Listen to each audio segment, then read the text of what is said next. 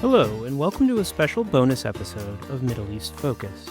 I'm Alistair Taylor, MEI's editor-in-chief. We're pleased to bring you access to a recent MEI Virtual Briefing, recorded on the morning of July 23, 2025, following the recent violence in southern Syria. You'll hear from several of MEI's leading experts on Syria, who will share their insights and analysis of what sparked the deadly clashes, how regional actors have responded, and what it means for the country moving forward. Let's dive right in. Good morning, everyone, and welcome. My name is Zeina Al-Shaib. I'm the Director of Communications here at the Middle East Institute. Thank you for joining today's briefing. This is an on-the-record session, and we will focus on the latest violence in Syria. Unfortunately, hundreds of people were killed in Syria last week, following a new wave of deadly sectarian clashes, prompting renewed international involvement and casting doubt on the stability of the country's fragile transition. What is happening in Syria and how concerning is it? To answer those questions and more, we're joined by MEI's Charles Lister, his senior fellow and the head of the Institute's Syria Initiative. We're also joined by MEI's associate fellow, Gregory Waters. Gregory is a researcher who has conducted field work in Syria focused on sectarian relations and local governance. Thank you both for joining us today. All right, before we get started, as usual, we will have a substantive Q&A segment during this session. So if you'd like to ask a question, you're encouraged to participate. You could use the raise hand function here on Zoom or type your questions in the Q&A chat box here on Zoom as well. So let's get started. Charles, let's start with you. A lot of misinformation and oversimplification about what happened in Sweida, southern Syria last week. So let's start with the basics. What exactly took place and how concerning is it? Yeah, thanks, Zaina, and thank you for putting this together. And I'm glad we waited a little while for the dust to begin to settle to do something like this. It definitely helps in terms of putting everything into some perspective. And as you say now with this question, reflecting a little bit back on exactly, what actually happened and how did it all begin? And I think the how did it all begin bit is really important for me, at least, which was, it was as simple as July 11th deep at night, a vegetable truck belonging to a Druze man was stopped on the Damascus-Sweida highway. The driver was briefly taken hostage. His truck and all the vegetables were stolen. That was what started this whole thing. For 24 hours or so after that, we had tit-for-tat kidnappings in retaliation to that kind of highway incident. Druze kidnapping Bedouin gunmen, Bedouin gunmen kidnapping Druze men. Tit-for-tat kidnapping sort of spiraled out of control over 24 to 36 hours afterwards. But the key thing to note really is that ultimately how this all began was a very localized conflict. Hostilities, tensions between Sweida's Bedouin communities, many of which are more settled now rather than the traditional Bedouin term, and the Druze community date back many, many years, way prior to the 2011 beginning of Syria's uprising. So these are sort of deeply rooted localized tensions, mostly over smuggling routes, land property, land ownership disputes, and what have you. So first thing to note, it started as a very, very localized conflict. Another thing to note, number two, is that since Assad fell, the Syrian transitional government has had zero presence in Sweida. No military presence, no interior ministry, government service provision continues, but no government presence. The governorate building in Sweida has only ever temporarily been used by an appointed governor to Sweida, but not a governor of Sweida. The language used for Mustafa Bakur in that role has been different than the governors for all of Syria's other governorates. And according to a series of agreements between the transitional government and Sweida's sort of local notable leadership, that has remained the case, and that had remained the case up until this localized conflict. Basically, what changed, if I think about it sort of retrospectively, was that the government stood back and allowed things to continue to escalate. because I think it wanted to try to prove a point from its perspective that this kind of stuff is going to continue to happen unless you have some central government role to try to put a stop to these localized conflicts. And by the way, this wasn't the first time we had seen these local Bedouin to Druze conflicts break out. In fact, I think it was the fifth round of tit-for-tat fighting between those two communities since January this year. So it stood back on the outside, but on July 14th, the government made the decision to intervene. I know for a fact that prior to making that decision, there were consultations between the transitional government's representatives to Sweida and all of Sweida's religious and civil leadership. And the perception was that those consultations had resulted in an acceptance that a temporary government intervention was accepted. But of course, within about 30 minutes of government military troops crossing into Sweida province, government troops were ambushed by Druze gunmen. 10 were rounded up on the side of the highway and executed. Their bodies were piled up and used for celebratory photographs, and 8 others were captured, stripped down to their underwear, marched to a nearby village, and then subsequently executed too. That single incident meant that from the government's perspective, they were now all in. They went fully out on the offensive and began to advance into the governorate very aggressively. Unquestionably, that incident by itself also will have fueled the beginnings of the kind of crimes and atrocities that we saw committed unquestionably by fighters within and linked to the government. The third thing to note is Israel then intervened. For 2 primary reasons. Israel intervened because it has had this long-standing, since Assad fell at least, long-standing line that it has a duty to protect Syria's Druze minority communities. And the second reason, because it is insisting that all of southern Syria be demilitarized and that the transitional government have no real military capabilities in the south of the country. Israel's intervention began in Sweida. It then expanded west into neighboring Deraa governorate, and then subsequently into Damascus. And that only happened when government forces continued to advance into the provincial capital, despite a really intensive Israeli drone strike campaign. And of course, it was the strikes in Damascus that I think took the US government particularly by surprise. And the fourth thing I'd highlight, and forgive me with all these different things, but the fourth thing I would highlight is the Druze community at a leadership level has been complicated for a long time. Absolutely no question that Druze leaders, I think, uniformly see Sweida and their Druze community as, in their own way, unique, having maintained at differing levels a kind of neutral stance throughout the entirety of the Syrian conflict. And since Assad's fall, have insisted on having a kind of special, unique status in terms of how they've engaged with Damascus and maintaining that kind of semi-autonomy. There are 3 senior religious leaders within the Druze community in Sweida. Hikmat al-Hijri is the big name that everybody knows, but there's also Yusuf Jarbu and Hanud al-Hinawi. And those 3 are seen as the 3 leading representatives of the Druze religion in Syria, at least. 18 months before Assad fell, Hijri emerged as the central leadership figure. He pulled together a kind of civil society movement that sort of distinguished Sweida from the regime. It was calling for democracy, calling for the end of regime rule, and that really placed him in this kind of leadership position within Sweida, at least. But as Assad fell, Hijri pivoted. And he unquestionably pivoted, gone from supporting an anti-Assad movement to emerging as the central figure that opposed the idea of conceding to this new transitional government that, of course, is run by, in his eyes, Takfiri jihadists who he's described to me in February are no different to ISIS. And so he emerged as the kind of leading figure that opposed that kind of those kind of concessions. 24 hours after Assad fell, a new militia formed in Sweida, literally the day after Assad fell on December the 8th, known as the Sweida Military Council. And that basically became the militia that was most close to Hijri. It also became the only militia in Sweida until recently that was brave enough to fly an Israeli flag very occasionally on Syrian soil.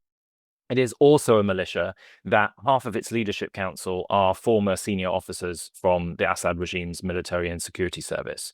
So there are clear links back to remnants of the former Assad regime within that militia specifically. Months and months of dialogue followed after Assad fell between all these various militias, and that led to the kind of understanding I described earlier, whereby the government agreed it would never go into Sweida without a kind of prior agreement. Last two things to highlight, and I've spoken too long already. On July 14th and July 15th, we had ceasefires agreed in mediated negotiations between Damascus and all of the Druze leadership in Sweida.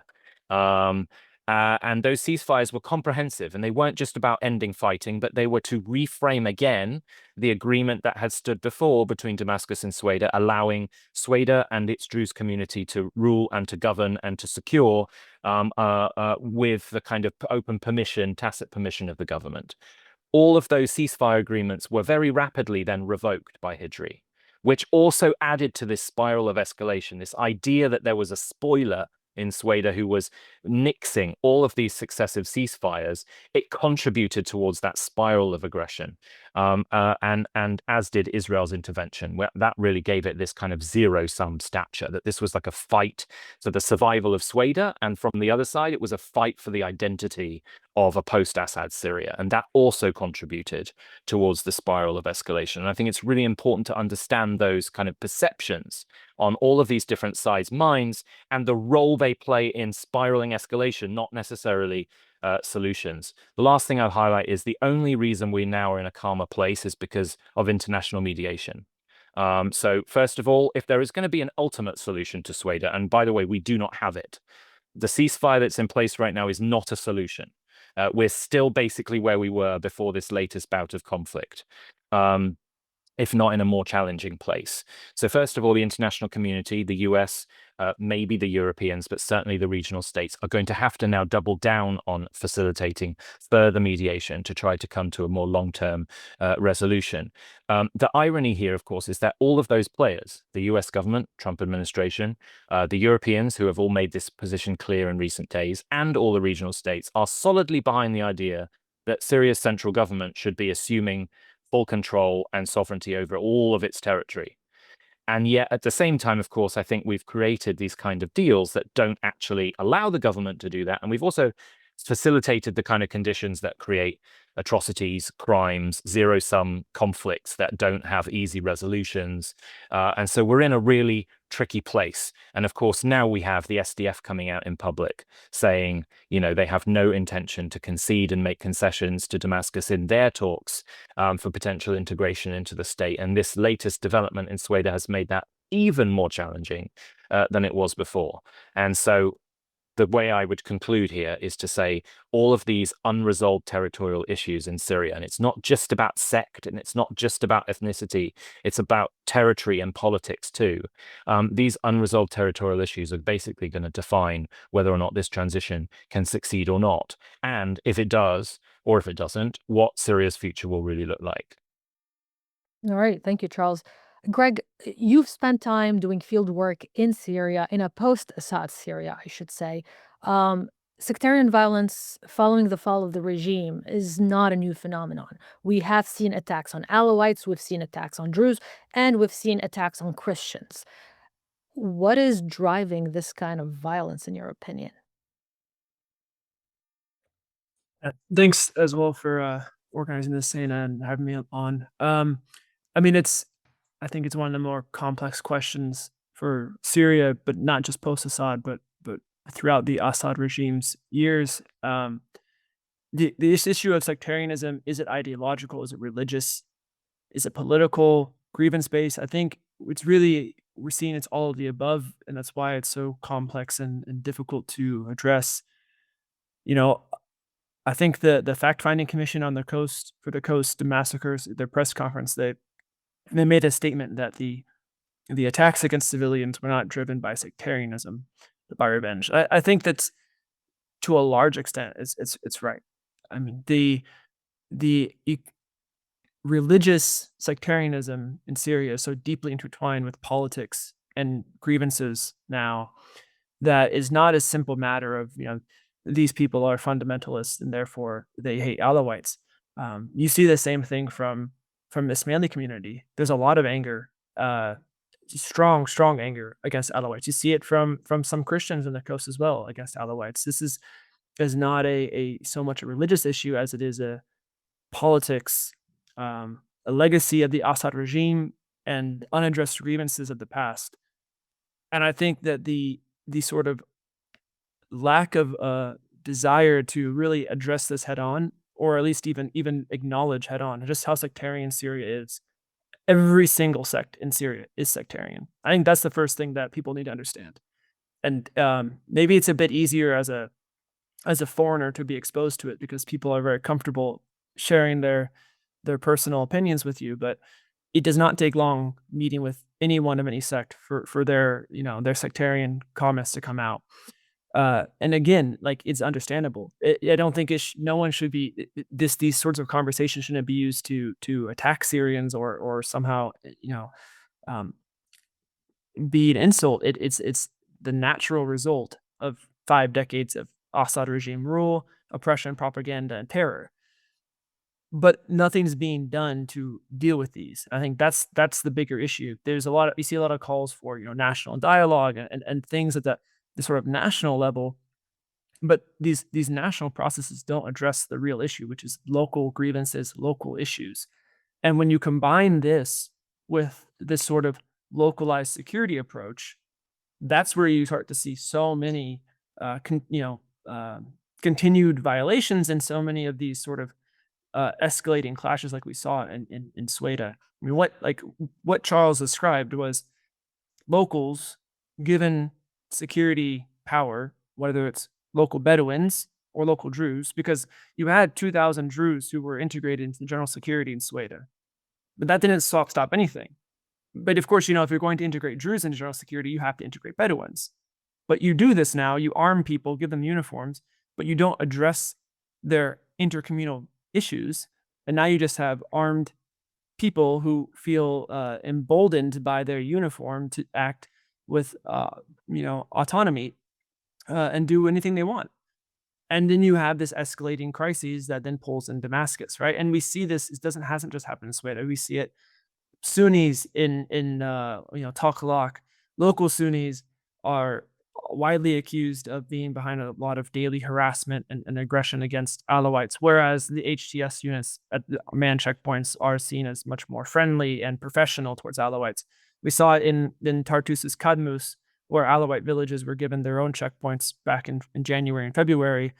And as their community antagonized and escalated into what became the March 6th insurgency, those same checkpoints used their weapons and power given by the state to execute local Ismaili officials. Right. So this idea of just arm every community so they can self-police, and that's the solution, it completely has it backwards. And especially when you don't address the local grievances between people.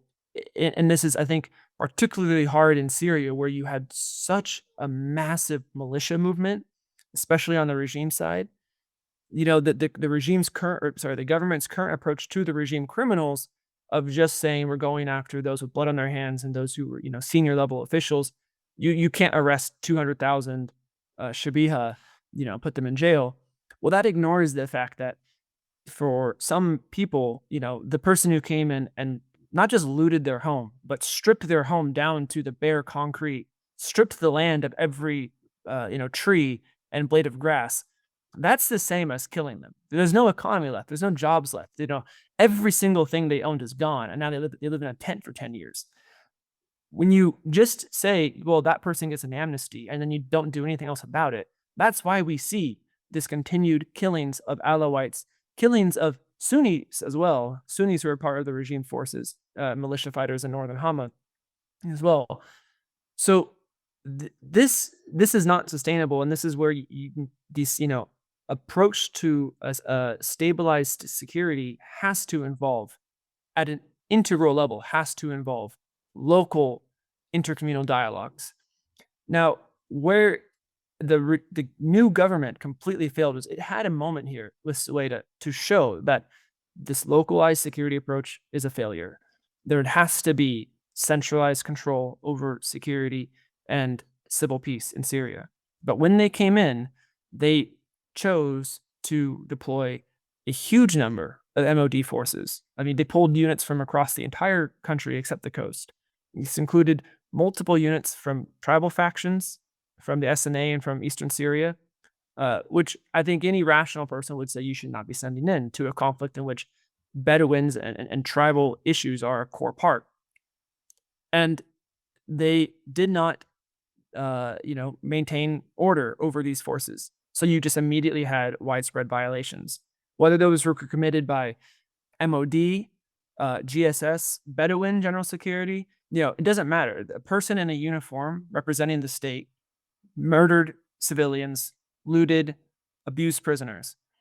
This isn't to downplay the violations that committed on the Druze side as well, but the point is if the state wants to prove that it is the one who should be in charge, they have to put in the effort to professionalize their forces. They had 4 months since March 6th to do this.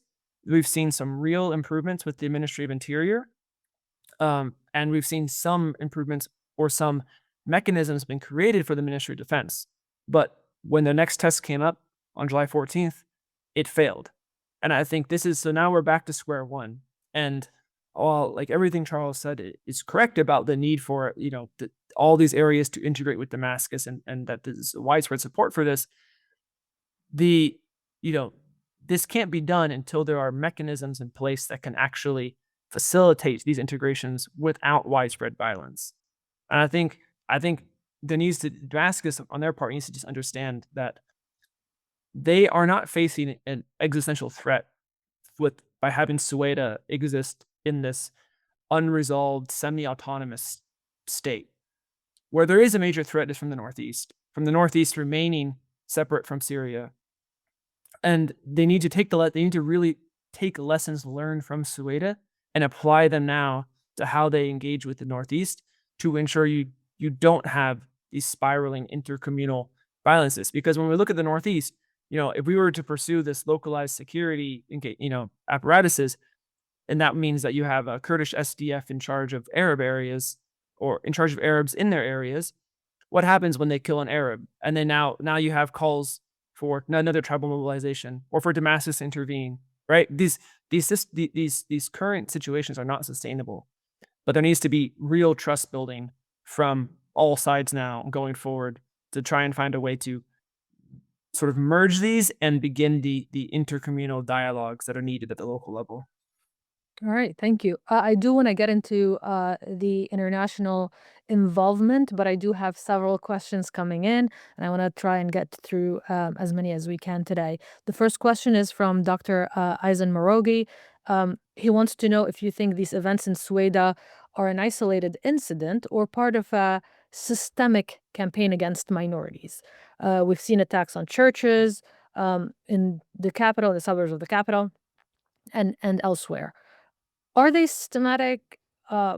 What is the government doing? How are they handling? You've both touched on it briefly, but Charles, can we start by going into a little more details? Yeah, I mean, it's quite a sort of open question in terms of how it's asked. I mean, if we're talking about the likes of ISIS, and there's been a smaller group that I think unquestionably is an affront for ISIS, that has unquestionably been committing a systematic campaign of attacks on minorities. I mean, they've claimed responsibility for a systematic campaign of targeted killings against Alawites, the Murshidi community, and others in various parts of the country. Is there a government systematic campaign against minorities? No, but I think as Greg has made very clear, when we see this far from perfect or very imperfect security approach to the state, to a transitional state coming out of 14 years of war, in which basically, to generalize, every single man in Syria has a weapon of some kind, and the idea is that you arm a hand-picked group of locals to take control. What has been made very, very clear is that on a basic security level, that doesn't work. And given the realities that Greg was talking about, And it is. I mean, it's an issue that no Syrian wants to talk about for obvious reasons. It's an issue that no Syrian wants to acknowledge for obvious reasons. But sectarianism is a really real thing in Syria. And I heard it too in February. I had Ismailis come to me, and in fact, one Ismaili woman came to me and said, one day the Alawites are going to get what's coming to them. Because of things that happened decades ago, not because of things that had happened over the past 12 or 13 years.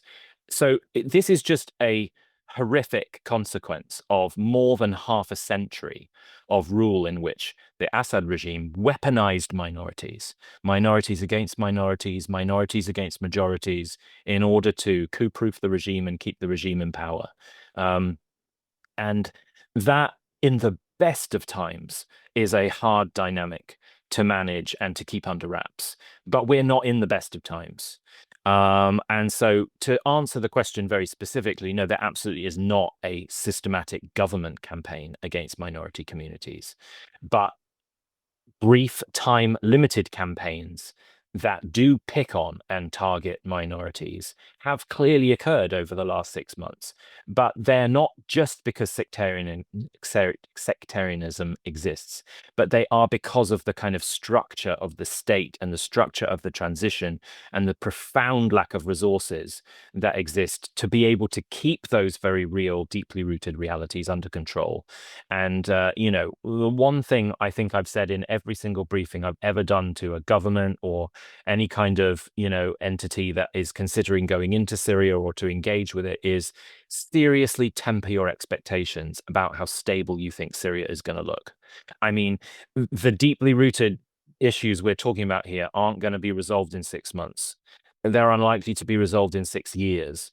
And this is going to be an extremely hard driver of instability for any transition to deal with. And it's not just because Ahmed al-Shara used to be Al-Qaeda that we're dealing with this. This is much more to do with what Syria looks like after 14 years of civil conflict and 50 years of Assad regime rule. Gregory, anything to add? Yeah, I would just add that I agree. There is absolutely no systematic campaign by the government against minorities, and you can see this in the varied ways the government interacts with minorities. I still think you cannot understate enough the importance of how quickly HTS closely cooperated with the Ismaili community before December 5th and since then. And I really like this. I think I've said this story many times, but when you talk with the Ismaili leadership, they said the day before HTS entered Salamiyah, which was the first Ismaili town HTS captured during the offensive, we thought just like the Alawites did. We were convinced HTS was going to come and kill us all because we're an offshoot Shia religion that doesn't have many really close ties with them. We don't know them. But this is, again, where I talk about how sectarianism is not just a religious issue. It is many opposition fighters know, or it's easy to show them how deeply anti-Assad the Ismaili community has been. They were right there in the protests in 2011. They were never able to become large armed movements because they are so deeply surrounded by Alawite communities, which were quickly mobilized into Shabiha networks to oppress them. But this shared political history, along with having a very cooperative and strong community, civil society, and local leadership, has made a very close relationship between the government and Ismailis. You likewise see it with Christians, although to varying degrees in different areas. And even now, after the March 6 massacres in the coast, there's Alawite mayors and Alawite, influential local Alawite figures. They have a very close relationship with political and security officials. I'm not going to go so far as to say there's like a genuine bond of trust between all these people. That you still lots of times hear accusations that, yeah, they work with us, they cooperate, they've made genuine reforms, but we don't think it comes from a place of empathy. It comes from a sense of their political duty, which is good. That's what a government should do.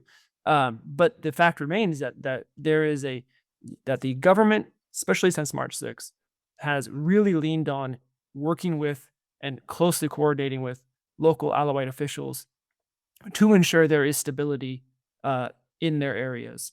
And that's why you've seen, like, if you go to Home City, some of the if you know anything about Home City, there's Alawite neighborhoods where you would assume, based on their history, things would not be good there.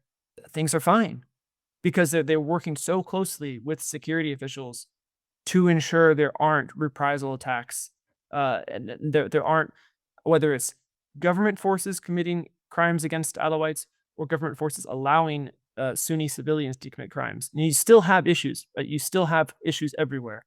But the idea that the government is somehow, embarking on a campaign against minorities, I think is just not backed up by any facts, and it's quite the opposite. All right, thank you. We have a question from Manal Saab. Manal says the Druze are minorities in Syria and Lebanon and Israel. How do you predict this will affect their neighboring countries and fellow Druze? Will it spill over into Lebanon with a civil war? Charles, can we start with you? It's an interesting question. To be honest, I don't have an awful lot to say because my answer is no, I don't think it will. I think this is very Syria specific. Again, whilst every public statement I have seen from Druze leaders in Lebanon has decried the violence, decried the crimes, called for justice and accountability, there has also been forget the word, not a divergence, a broad spectrum of opinions from Druze leaders in Lebanon about, the root causes of what happened in Sweida in recent days, about, particular individuals or decisions or countries, in the case of Israel, to blame for why things got so out of hand. And I think that will always remain the case. Does that mean there's going to be civil conflict in Lebanon because there's a divergence of opinion within the Druze community about how these kind of issues should be resolved? No, a divergence of opinion is a good thing. There's been a divergence of opinion within the Druze community in Syria, as I think I pointed out in my opening comments. And we've seen perhaps less of that. We've seen more of a cohesion of views in the immediate aftermath of this violence, but we may very well see those opinions diverge again with time, assuming that time remains calm. But yeah, short answer to the question is no. I don't think we're going to see this become more of a regional dynamic. Dare I say it, the only entity that could determine that would be Israel, and I don't see that happening. All right. Greg, anything you'd like to add, or should we go to a question by Dr. Sahlul? No, I'm good. All right. Dr. Zahir Sahlul, you can unmute yourself and ask your question. Good morning. Thank you, Charles and Gregory and Zeina, for this timely discussion. So I sent a poll to a group on social media that has about 3,000 Syrian American physicians, whether the Syrian society is sectarian, and 70%, and that was a large sample that responded, more than 500 people. 70% said yes, 70% of doctors in the US. So I think sectarianism is there in Syria for the reasons that you've mentioned and many other reasons, historic and so forth. And what is fueling some of what we're seeing in Sweida is sectarianism. And the other thing that I'm not sure if you mentioned in the beginning, I did not attend the first part, is the misinformation and disinformation campaigns that are spreading like fire, and people are sharing all of these videos that are clearly lies and pointing fingers to different communities and so forth, and stereotyping the whole community in the same brush from all actors. But that means there's a tendency to believe this, that because you want to believe it. And I believe that if the U.S. administration wants to help in Syria, which it looks like that, to make it stable or to keep it stable, they need to support peace-building effort within these communities and support civic society organizations that are working on peace building. This is the only way that we can prevent these flare-ups that may lead to the destruction of the whole process if it continued. Absolutely. Greg, would you like to comment? Yeah, I think that's exactly right. I mean, where we've seen genuine improvements in civil peace, even in areas where there's just still a lot of problems, um, is where you've seen local officials working hand in hand with civil society. And I really think, like, in my opening remarks, I talked about the pitfalls of a localized security approach. Well, you don't have to give local people arms to have them, involved in the civil peace and security mechanisms for their areas. That local civil society, is the tool for that. And I think one of the big problems Damascus has had is that it's been very unclear about the status of local civil society, what it is authorized to do, what it's not authorized to do, what constitutes a political body or political movement and what doesn't. Um, and this has left regional officials it's up to them now to decide who they want to work with or don't work with, and how if they want to pressure a group into dissolving or just not working with it until it dissolves, or if they want to work hand in hand with it. And you certainly see some local officials who have just completely dismissed local civil society movements and local committees, uh, to their detriment. And you've seen other local officials that have realized the strength of these movements, and they've supported them. They work with them. They have a genuine relationship where, I mean, we're talking about people who can come into an office of a security official and yell at him, and have these, like, very open dialogues with these people that then results in changes. And that model exists, and it exists for many, many months in different parts of the country. Now we need to take that and generalize it across the country. Those officials that have been proactive and open-minded in how they work with these local movements, they need to, their systems need to be taken and applied to officials who are not open-minded. If those officials won't change their ways, they need to be dismissed. I think this Dr. Salul's, like, last point there is so critical, and this really is, like, the solution is there, and it's been there in some areas already. It just needs to be applied to other areas now. All right. Thank you. Charles, we're now witnessing international actors exploiting pre-existing divisions in Syria, most notably Israel and Turkey. Let's address the Israeli involvement first. What are Israel's motives, and how do you see that situation playing out in Syria? So I touched on a little bit of this, I think, in the first question, but it's a big question to tackle. The Israelis were clearly not entirely happy with the emergence of a new government in the wake of Assad's fall. I mean, in the space of 7 to 10 days, they launched over 800 airstrikes across the country. So they made their feelings quite clear. I think in a October the 7th environment, the Israeli position is that they will not allow a potential future threat to develop anywhere near any of their borders. And so their posture now is to neutralize potential future threats. So it's not necessarily, as I've understood in my engagement with Israeli national security officials, it's not necessarily that they see the current government as an immediate threat right now. They worry that it might become one down the line, which is why they'd gone out initially to sort of neutralize its strategic military capabilities through those initial strikes.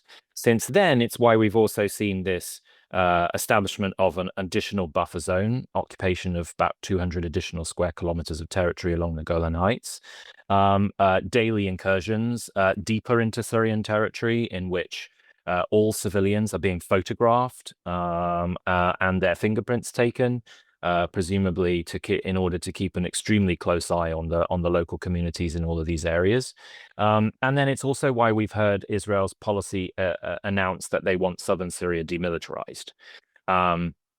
The additional kind of Druze protection policy, I think, is a lot more to do with domestic Israeli issues than perhaps it is to do with Syria in and of itself. That piece notwithstanding, of course, Israel had found quite clearly found a proxy or a potential ally in Sweida through this Sweida Military Council and with Hikmat al-Hijri, whose repeated statements over the last 6 months calling for international protection are not calling for Jordan to protect it. They're not calling for America to protect. They are explicitly, albeit not using the word, calling for Israeli military protection. So they have found a proxy, they have found a partner, but I think it's a lot more to do with domestic Israeli dynamics. The problem is, and this sort of brings Turkey into the equation, Israel's perception is that Turkey sees Syria as an opportunity to control this new country, and they also don't like that. And we were in a point a few months ago where on one night we almost had a full-on air standoff between the Israelis and the Turks over an airbase in the center of the country. Now that's significantly de-escalated in more recent months, thanks to dialogue and negotiations. But this is now the new issue, issues like Sweida.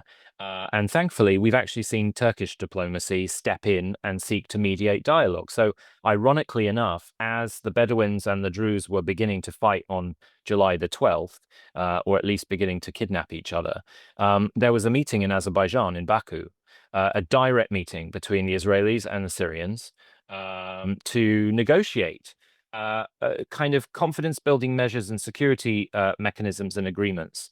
And there was basically an apparent understanding in that meeting that the Israeli delegation had accepted that the Syrian government had the right to assert control and stability when localized civil conflicts erupt on its territory.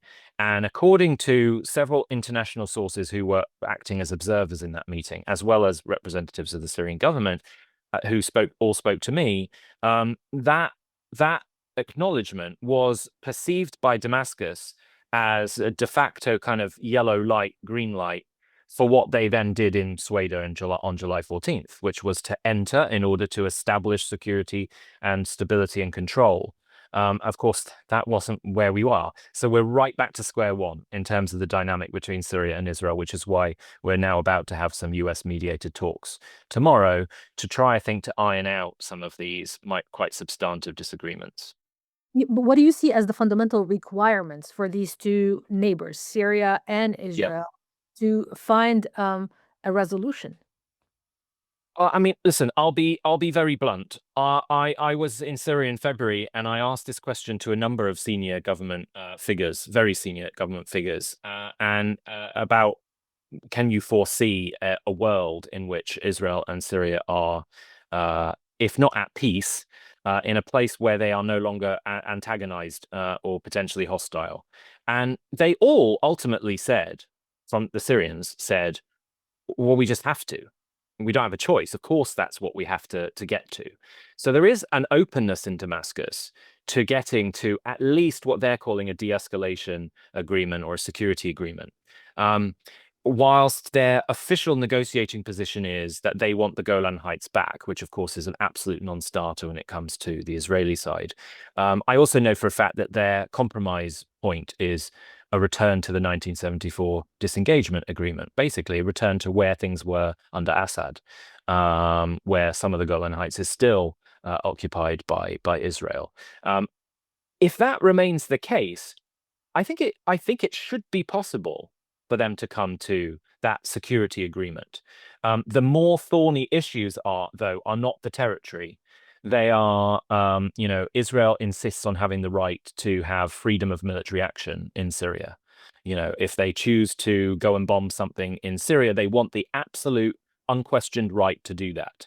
And for a very young transitional government, that's quite a tough pill to swallow, to give up your sovereignty on, month 7.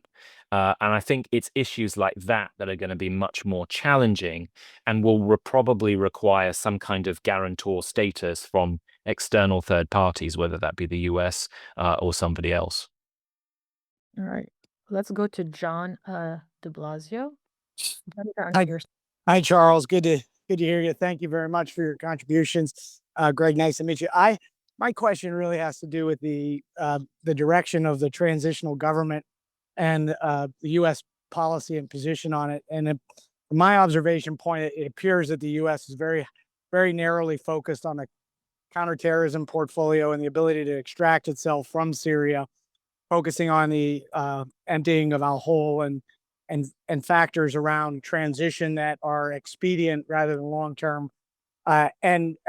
What is happening, particularly with Israel, is, as you pointed out, it's creating a sense of sovereignty and importance for a stronger central government, which is unlikely to lead to a longer term stability in Syria, and we lose the opportunity to create a stability through governance with a better constitution and a better framework. How do you see this best led by the envoy, Tom Barak, who seems to be very keen to find good answers to the problems? Is federalism a better outcome for Syria than a strong central government over the long term? How do we protect al-Shara so that he can evolve over time? Charles, you want to start, and then we'll go to Greg? Yeah, I'm happy to. What we've basically seen from the Trump administration since President Trump shook Ahmed al-Shara's hand is that the US policy has basically sidled up alongside the policy of the rest of the region, except Israel, which is, we know this transition is far from perfect. We know that in an ideal world, we'd probably prefer it to have a different person at the top and someone with a different history. But the strategic opportunity for the long term of the region, long-term prosperity of the region, interconnectedness and integration of the region is too big of an opportunity to miss by not falling squarely behind the transitional government, despite its challenges and dilemmas. And that's basically where Tom Barak is. It's basically where the Donald Trump appears to be, which is, we have to sort of swallow through gritted teeth some of the serious challenges associated with this transition, but push things forward as aggressively as we can. That's why we saw such a rapid push to remove sanctions, because the whole idea that we had to wait for the Syrian transition to prove itself in a number of different ways, which would have taken not months, but years to be realized, would have meant that without an economic breathing space, the transition would have had no hope to get there. So it's basically, throw all your cards in on a very early day and hope for the best. There's no good options here. But I do think having someone Ambassador Barak has proven himself to be remarkably dynamic. He is constantly on the move, constantly seeking to pull things together, to de-escalate hostilities. He's right now working on the the Syrian-Israeli file, meeting with the Syrian foreign minister today on that issue, I believe. And I think it's really important for that. It's been a really long time since the US has had a particularly dynamic point man or woman on Syria policy. And right now, we desperately need that. But it has some imperfections. And when the transitional government feels like it has the full and total and unquestioned support of everybody that matters, maybe you can ask whether or not it feels the impetus to place its foremost priority on some of the issues that Greg was raising earlier about really, really prioritizing security sector reform and all of the various things that should be expected of a transition, even despite all of the resource deficits that it faces. So I think that's really important. And then just quickly on the federalism thing, honestly, I think this comes down a lot more to perceptions, perhaps, than it does to hard facts. But my experience is that unless you're speaking to a portion of the SDF-linked Kurdish community in the northeast, the word federalism is like poison in Syria. Decentralized governance is just a plain reality today. So that the government figures can say they don't like the idea of decentralization all they want. We already have decentralized governance in most of Syria. And so for the government to just accept that that is a reality and then seek to replicate that in areas that are particularly challenging, like Sweida, like in the Northeast, would be a really big step forward. We have an education minister whose entire approach to education policy is decentralized education policy across the entire public sector in Syria. So we're already there, but to push towards federalism is I would argue a step too far, and that would risk seeing the kind of eruption of violence we saw in Sweida replicated itself in lots of other areas of Syria, which would clearly not be in our interests. All right, Greg. Just 2 points to make on this. First, on sort of the spectrum of U.S. engagement. I think one of the things that really came out with what happened in Sweida was how vulnerable the new Syrian state is to foreign intervention. With the 24, 36-hour Israeli campaign, it just completely flipped what was going. The approach, the plan. It killed dozens and dozens of soldiers, forced everyone out of Sweida, opened the door to reprisal ethnic cleansings, and now the eviction of thousands of Bedouins from their homes, probably not going to return for a very long time.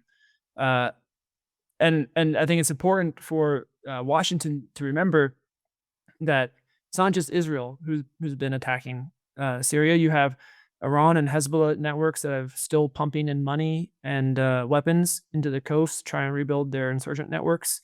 You have Russia with 2 bases, one in the coast and one in the heart of the SDF areas. And while they've sort of been hands off for now, it's clear when you talk with some of the more insurgent aligned or adjacent Alawites in the coast, they still see Russia as a important or key future ally for their next uprising. And when you look at the Northeast, especially now that after Sweida, the SDF's making all these comments about never basically integrating. Well, who would be their one ally if the U.S. isn't there? It could be Russia. So I think that it's really important for Washington to really redouble its efforts to support Damascus in combating Iranian and Hezbollah networks, external and internal, and also to really make it clear to Russia that there is no place for them to meddle with internal domestic politics in Syria. Now, on the question of federalism, like Charles said, if you actually look at the way governance has evolved in Syria since December, it's a very hybrid structure right now of centralized and decentralized. Varies based on the sector, but this idea that Kurds could govern their own towns and Arabs can govern their own towns, that's already there everywhere else. You'd have discussions over, at the district level, who's the official in charge, but these are all like quite easy things to figure out within the existing governance structures. So I think the idea of ensuring you don't have a sort of Damascus central Arab imposition on Kurdish areas is not a real threat. And Damascus should make it clear, as well in their talks with the SDF, that this is not something they would do. I think when you look at maybe the lure of federalism, it's important to look at the conditions of the Northeast right now. And I've been going to the Northeast pretty regularly for the past 5 years, and every year it's worse and worse and worse economically, socially, and politically, right? Like, to the point that, last year when I was there, the conversations with officials were, there was finally an acknowledgement that the situation had gotten so untenable. Maybe we do need to look at peace with Turkey. See, we need some way to open our borders to outside investment, to get the economy going here. I mean, the desire for people to leave the Northeast because of the economic conditions was incredible, to the point where I would have security members see my passport and start to joke about, can you help me get out of the Northeast? I want to leave, while they're on duty. So, how you can have, like, the Northeast, I don't see how functions as an independent or a semi-autonomous, KRG like state, it requires being connected to the rest of Syria just as much as the rest of Syria requires being connected to the Northeast. And I think this is to Charles's point about the support for federalism among the people there. Like there's a reason why there is not this widespread ideological support for a federal project, because they see the conditions they're living in right now, and it's not good. Right. We have a question from Ambassador Peter Galbraith. He said in February, that's for you, Charles. In February, you wrote that one unmistakable conclusion that I drew from more than a week of meetings with Syrians from all corners of the country was that in today's post-Assad Syria, the SDF is a problem that needs to go away. Was that also the view of those you met in SDF-controlled northeast Syria? And do you think that that is the view of Druze, Alawites, and Kurds today? So I stand by everything I've said. Everywhere I went in Syria, from Aleppo to Afrin to Latakia, Tartus, Idlib, Hama, Homs, Damascus, and Sweida, everyone I spoke to and asked that question said the SDF needed to dissolve and integrate into the state. Of course, if you ask the SDF, does it need to do that, you're going to get a different answer. So that part of the question has a pretty easy part of the answer. We're in a place now where the longest standing supporters, protectors of the SDF, the US military, have as their primary priority now that the SDF dissolve and integrate into the Syrian state. That is now the official policy of CENTCOM, SOCOM, the US government, the White House, the State Department, everyone you ask. And they are prioritizing for that for many of the reasons I think Greg said.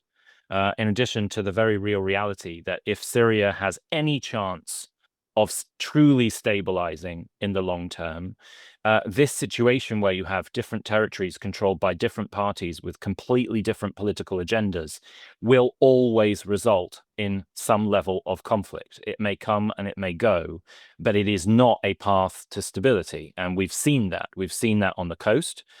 We've seen that in Sweida. And we are, I fear, likely to see it in the Northeast at some point if these talks don't begin to move forward. And it is just a reality, no matter how much the SDF continues to deny it publicly, as they did yesterday, that the US government is putting ultimatums and timelines on these talks.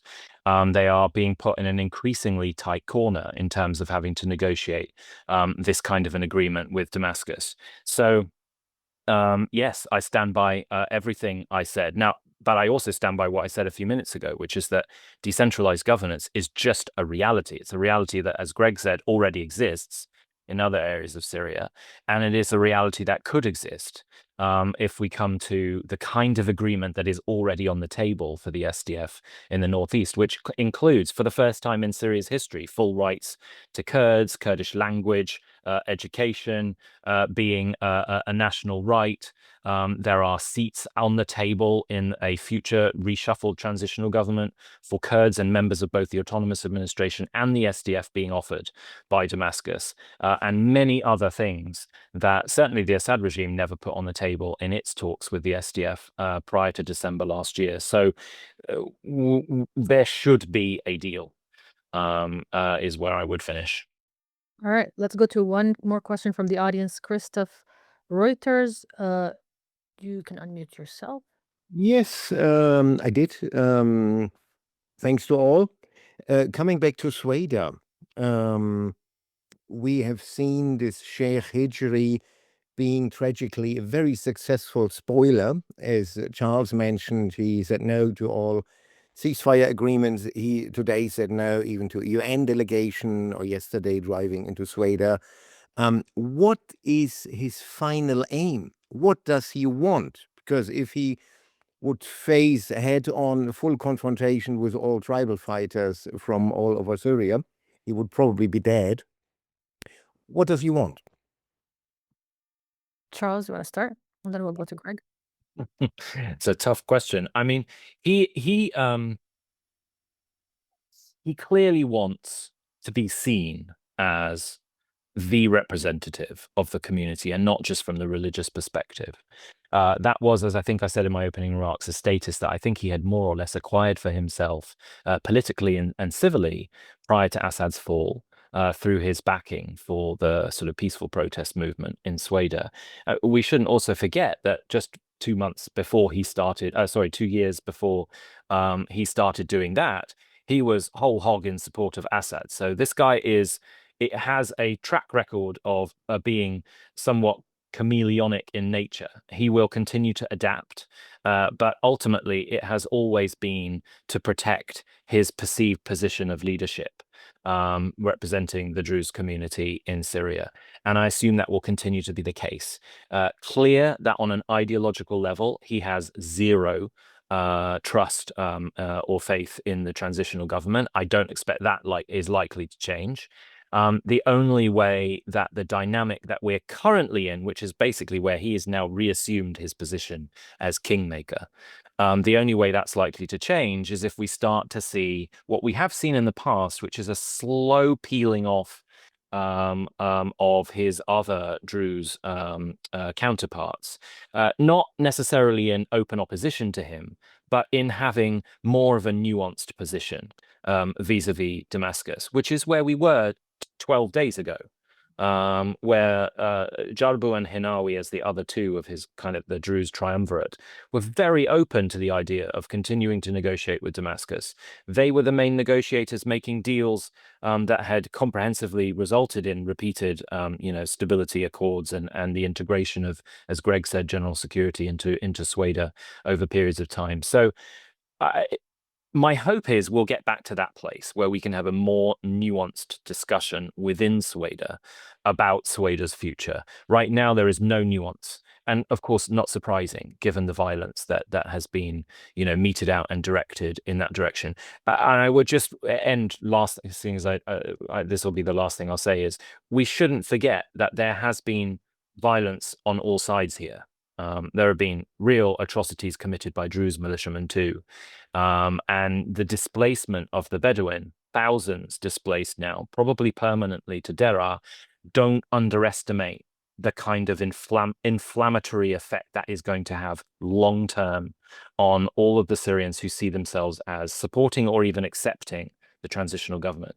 That is now being replicated as these are Assad's green buses that didn't evacuate, as the media talked about it many years ago, but they displaced thousands, tens of thousands of Syrians from besieged areas. I'm really worried that this footage we're seeing of busloads of Bedouin Sunni Arabs being evacuated, quote unquote, from Sweida is going to be used as justification to basically label the Druze leadership, if they remain united as they currently are, as a kind of uniform zero-sum enemy. And that's a really bad place for us all to be. Greg? Yeah, nothing to add. I think Charles hit the point exactly, especially the last point. This is not a resolved issue. This is barely a frozen issue, and the way it's been addressed in the last 3 days is just exacerbated, I think, the Sunni populist side of things, and it's going to put more and more pressure on Damascus. So just understanding, as these international mediations go on, understanding the pressure Damascus is going to be facing from its base is huge. All right. Greg, Charles, thank you for your time and your valuable insights. And I look forward to seeing you on another briefing soon. Have a great day. We hope you enjoyed this bonus episode of Middle East Focus. For more such content, subscribe to this feed. Regular episodes, co-hosted by Alistair Taylor and me, Matthew Chekai, are posted every Thursday.